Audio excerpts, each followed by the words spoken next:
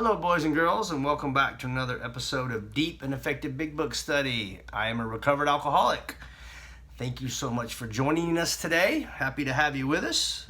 This is going to be episode number 5, which is going to be all about the principles behind the steps. Yeah, so if you're not familiar with the 24 principles associated with the 12 steps, today's your lucky day because we're going to go over and use our big book to learn about them. So before we get going, as always, we need to invite God into this. And I always like to use the set-aside prayer to open this up because that allows me to get in touch with this power, and hopefully He'll speak through me to make my words a little more eloquent. So if you want to take a moment of silence with me, I will lead us in the set-aside prayer. God, please help me set aside everything I think I know about myself, my disease, the 12 steps, and especially you, so I may have an open mind and a new experience with all these things. Please help me to see the truth. All right, so we got that going. So right here, guys, I'm going to drop in my email. It's recoveredalcoholic1939@gmail.com, and this is where you guys can reach out to me with any questions, comments, concerns you might have about anything. Also, this is where an opportunity I'm going to offer sponsorship to men and women. Ladies, if you're looking for somebody to take you through this work, I can hook you up with some very strong ladies in the program. They are real assets to Alcoholics Anonymous. And guys, if you're looking for sponsorship, by all means, reach out to me. Also, I'm going to be dropping in 2 separate meetings, real solid recovery-based meetings, all big book. So one is an all-men's meeting. It meets Thursdays at 6 p.m. Central, and here's the code and password. Also on Sundays at 6 p.m. as well, we have a men and women's meeting, and here's going to be the Zoom code and password for that one. So if you get an opportunity, we'd love to have you come by and visit us and get serious about recovery. All right, so we've got everything squared away, and today we're going to be talking about the principles behind the steps, right? There's actually 24 very specific principles associated with the 12 steps. And there's a time in my recovery that I had no clue what this really meant. I would just, we read the word principle or principles in the big book because it comes up 34 times. But do I really understand what they're talking about, right? We go to the 12th step on page 60, and it tells us that we have to practice these principles in all our affairs. But do I really understand? And the answer was no, I didn't. So I had to have someone teach me this stuff, right? And you're thinking, well, what are these principles? What page are they on? Well, you can't go to page whatever and actually see this list because that's not how it works. But what we can do is when we learn how to truly study this book, we're going to see that not only are the principles in the book, they are everywhere in the book, and they're constantly flowing and interconnecting with one another. Right, we can see the principle behind the first step in the third and the fourth, and it's just this never-ending intermingling of these principles, right? So I'm now going to post the principles on the screen here so you can see exactly what I'm talking about. And you're going to see that humility on the right is attached to all the 12 steps. Well, where do we get that from? Right? Well, I'm going to go to the 12 and 12 on page 70. And guys, I'm going to tell you right now, I'm a huge fan of the 12 and 12, but I know its place, right? The 12 and 12 will always shadow the big book. The 12 and 12 is there just to help us get a broader and deeper understanding of things. But the steps to recovery do not exist in the 12 and 12. They only come from the big book. Let's make sure this is crystal clear, my friends. The 12 and 12 always shadows. So let's go to page 70 in the 12 and 12, and we're going to be in step 7. And it just so happens that the principle behind the 7th step is humility, right? And on the first page of this chapter, we see the word humility written 5 times.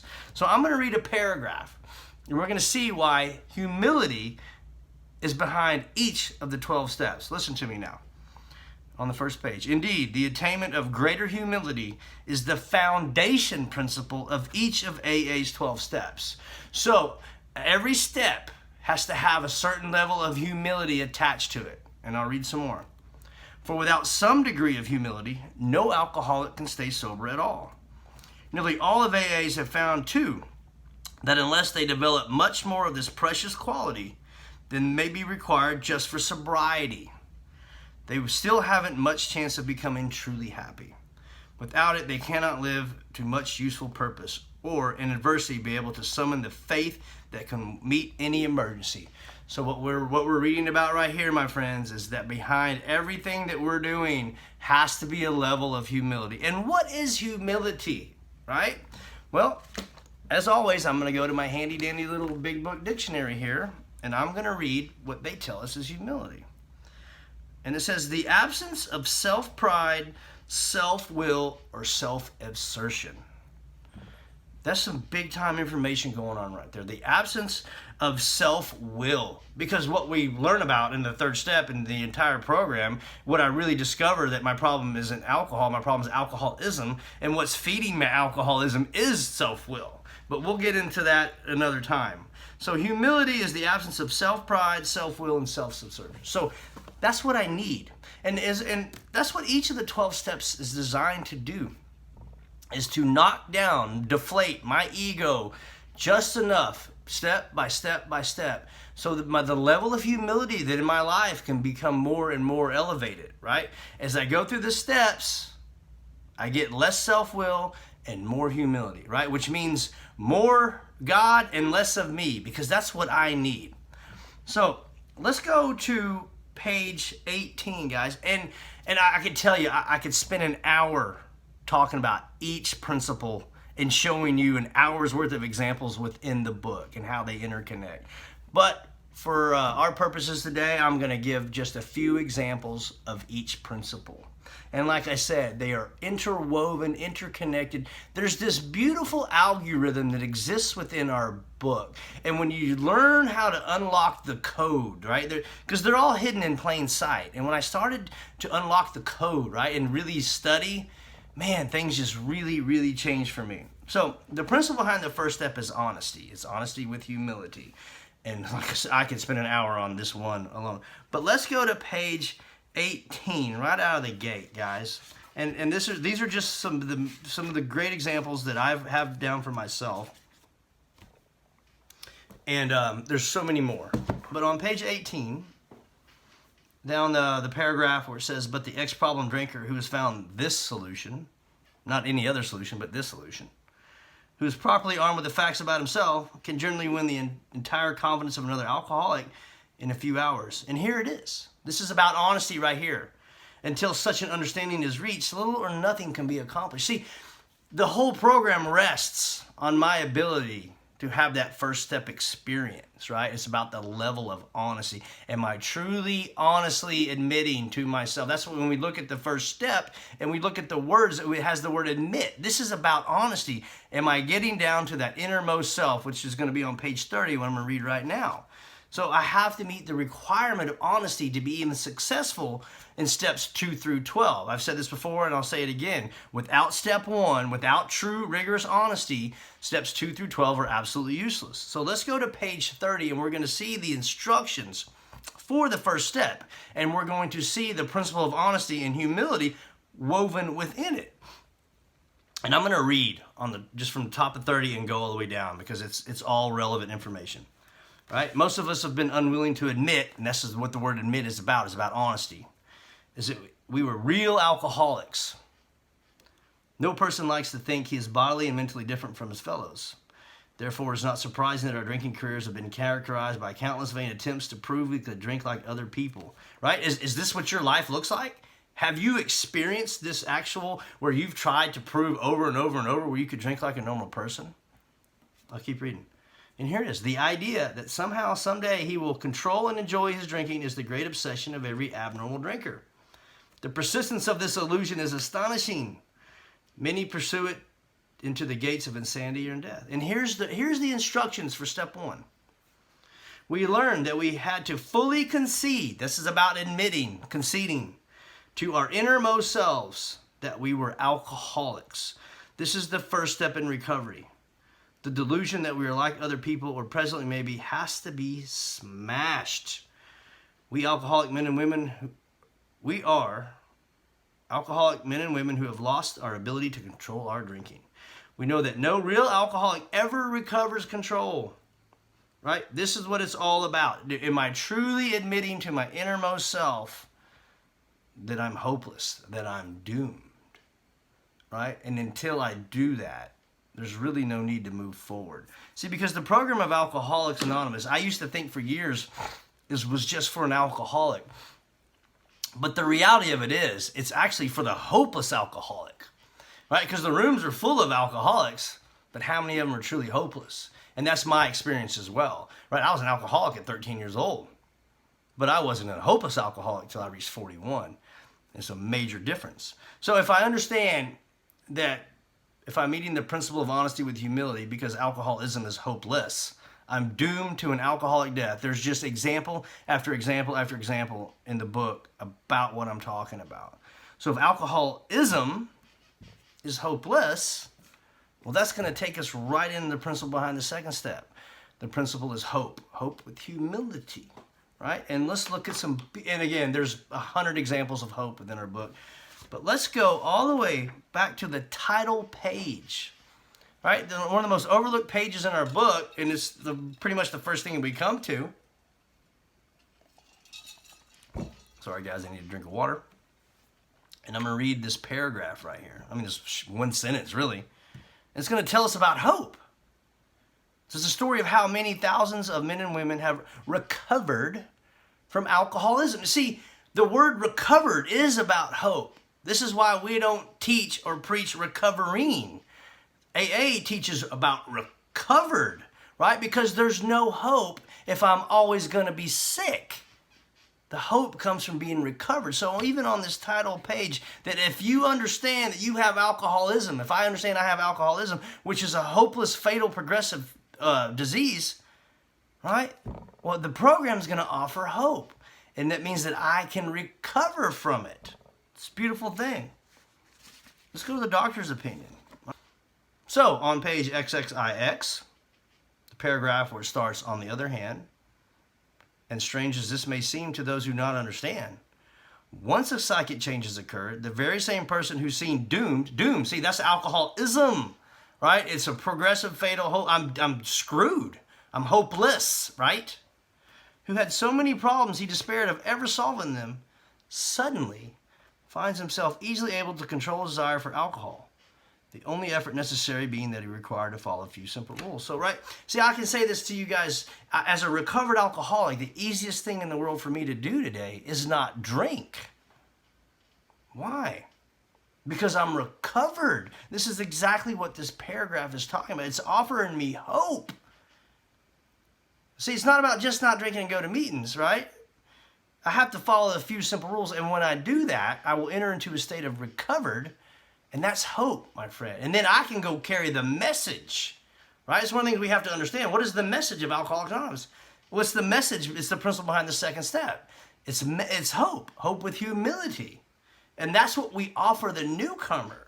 And I want to go over one more example of hope.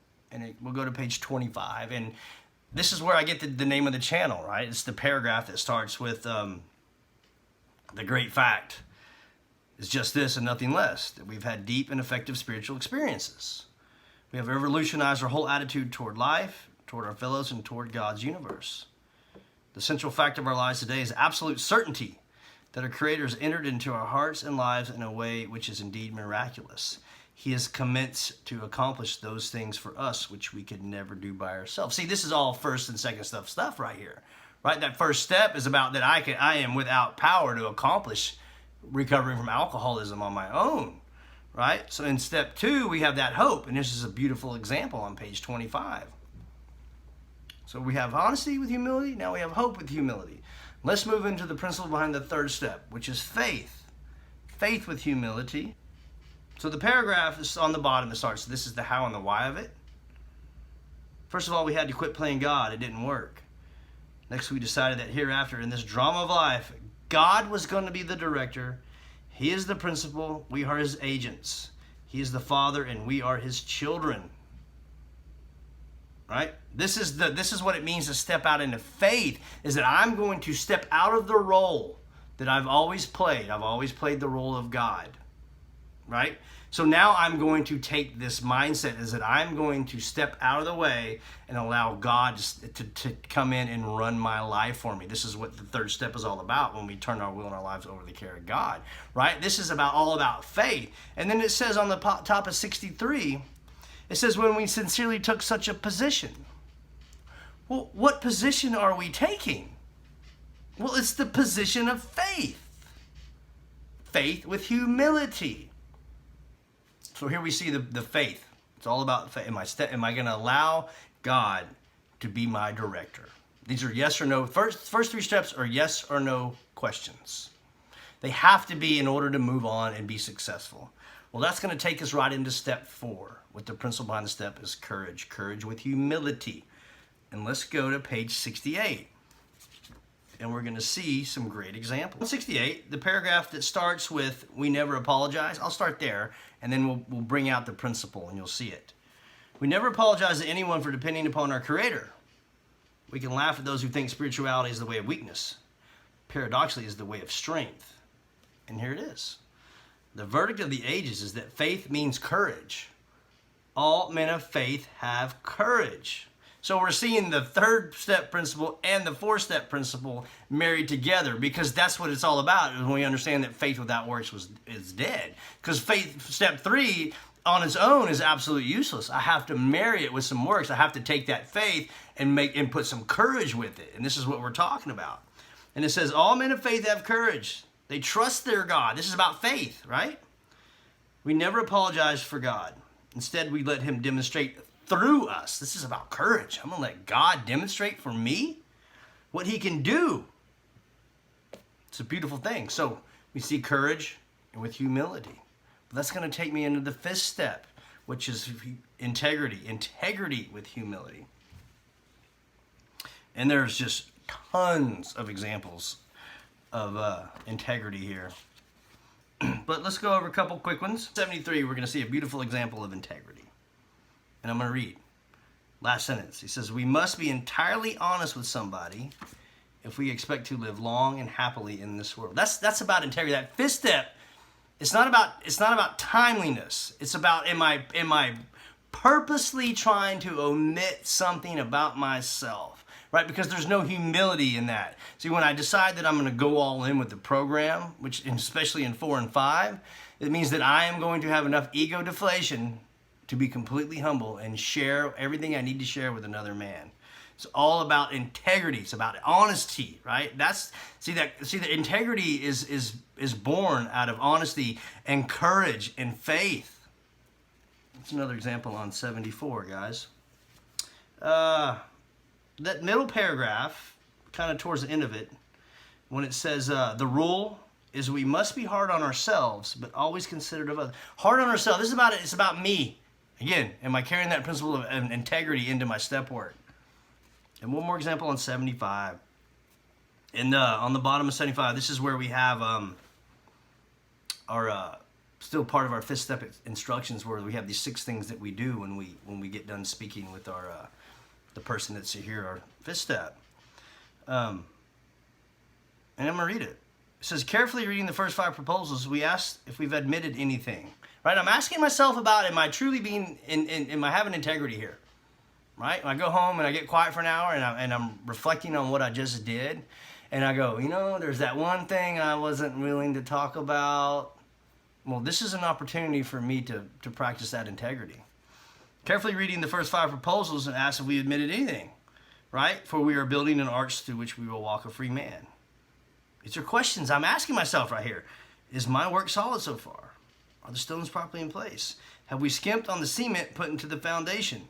Have we tried to make more without sand? This is about honesty. This is about integrity. This is about humility. Am I carrying that into my day? Let's move on to step 6, which is willingness. Willingness with humility. And willingness, my friends, is the foundation stone of our recovery. It is everything. Without willingness, there is no 12 steps. It is what everything is built on. And we go to top of 76, and we look at step 6, and it's just really a couple sentences. But the reality of it is step 6 is nothing more than a prayer. Step 6 and 7 are just prayers. And here's the prayer, and tell me if you can see the willingness, right? Step 6, we've emphasized willingness as being indispensable. Indispensable means that I cannot do without it. Are we now ready to let God remove from us all these things which we have admitted objectionable? Again, the answer to everything is God. Can he now take all of them, every one? If we still cling to something, we will not let go. And here's the 6th-step prayer. We ask God to help us be willing. About willingness. So simple. Willingness with humility. And again, the book is just riddled with willingness over and over and over. Well, that moves us right into step 7, which is humility, guys. The principle behind the 7th. It takes all the humility I can muster at this point. And again, let's just read it, and we'll see it's a prayer about willingness interwoven with humility. We ready? We say something like this. My Creator, I'm now willing that you shed of all of me. All of me. See, that's what the humility is about. See, I'm not just going to give God my little drinking problem. I'm going to give him every aspect of my life. I'm going to give him my finances, my relationships. I'm going to give him my fears, and I'm going to give him everything that I am. That requires all the humility I can muster, the courage and honesty. All of it's all right here. I pray that you now remove from me every single defect of character which stands in my way of useless to you and my fellows.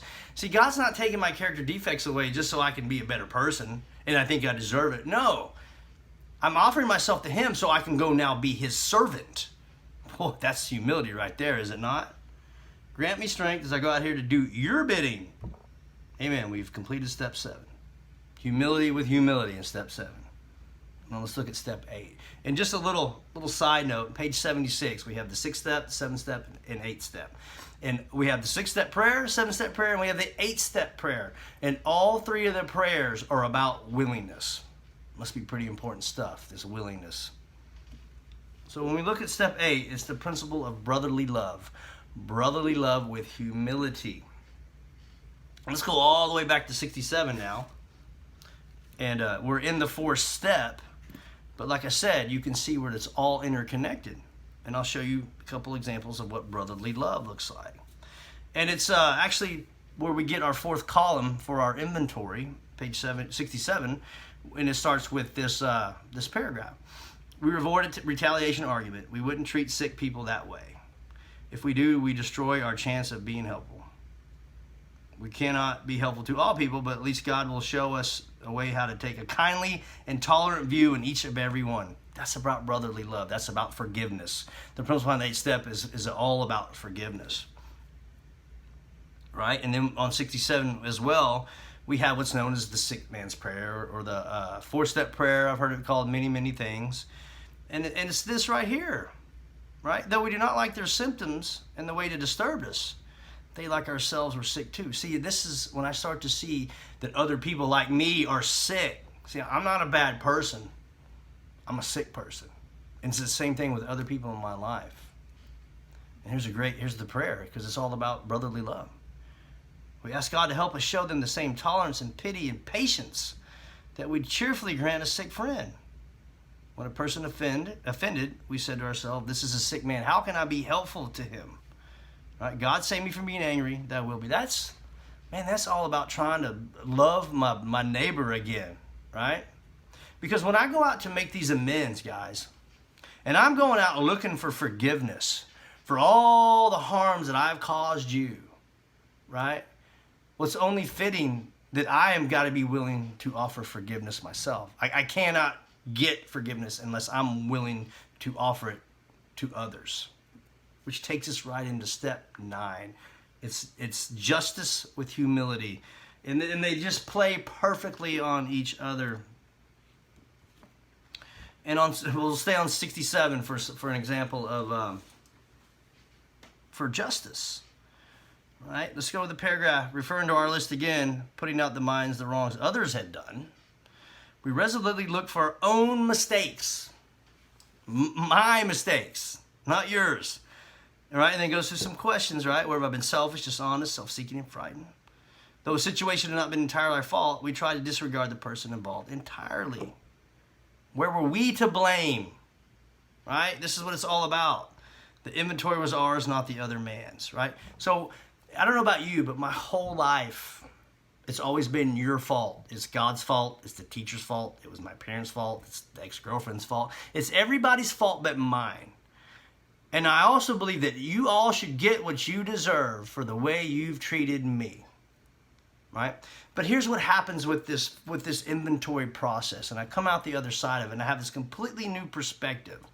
And what I start to see is that it's now time for me to be accountable for all the harms and wrongs and all the things that I've seen, because I learned in my inventory that I'm a liar, I'm a cheat, I'm a thief, I manipulate, I'm this tornado roaring my way through everyone's life. But when I understand that the principle of justice is that I need to go out and pay my debt to society for the things I've done, pay back the money I've stole, make amends for how I've harmed you. This is all about justice. It's just everywhere. And then we have the 9th step all throughout. They keep talking about justice, justice, justice. It's about me being accountable. And that's going to take us to step 10, which is perseverance. Perseverance with humility. This is one of my favorite ones to talk about. And we're going to go to the 10th step on page 84, and we're going to see 84 and 85 had two beautiful examples.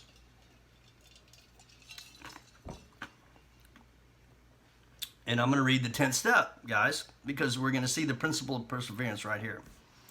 This thought brings us to step 10, which suggests we continue to take personal inventory and continue to set right any new mistakes as we go along. Well, that's perseverance right there. About continuation, about practice, about try. That's all about, those all denote perseverance.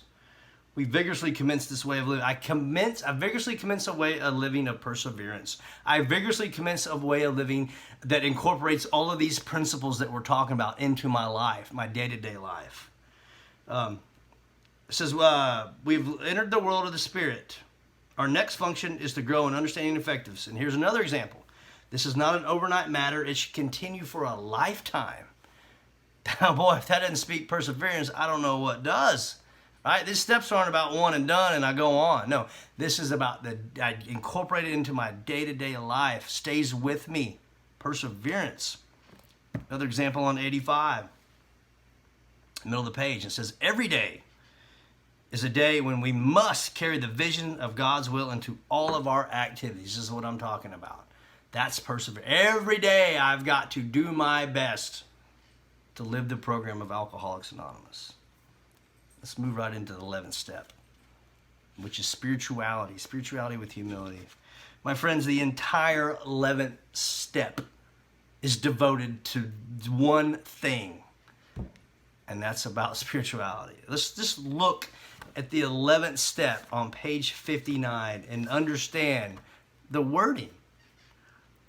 Right? And when I understand this, sought through prayer and meditation to improve our conscious contact with God as we understood Him. Praying only, it's the only thing I'm praying for, only for the knowledge of His will for us and the power to carry that out. That's all about growing and developing my spirituality. And that's what I use the 11th step for, right? There's so many examples, and when we look at the 11th step, right, we have our evening review and we have on awakening, right? We see the word think or thinking, I don't know, probably about 9 times within this. It talks about having a higher level of consciousness, higher plane. The entire 11th step is devoted about spirituality. And I'm watching the time here, guys. So that's going to bring us to step 12. This could be an entire episode on the principle behind the 12th step, which is service. Service with humility. And my God, this is what the entire theme of the program is about. It's all about being of service to my fellow man. And there's 100 examples. I'm just going to go with a couple here, right? Top of page 20. It says, our very lives as ex-problem drinkers depend upon constant thought of others and how we may help their needs. Wow. My very life depends upon service, right? And I got to tell you, just not drinking and going to meetings ain't got a damn thing to do with service. 77.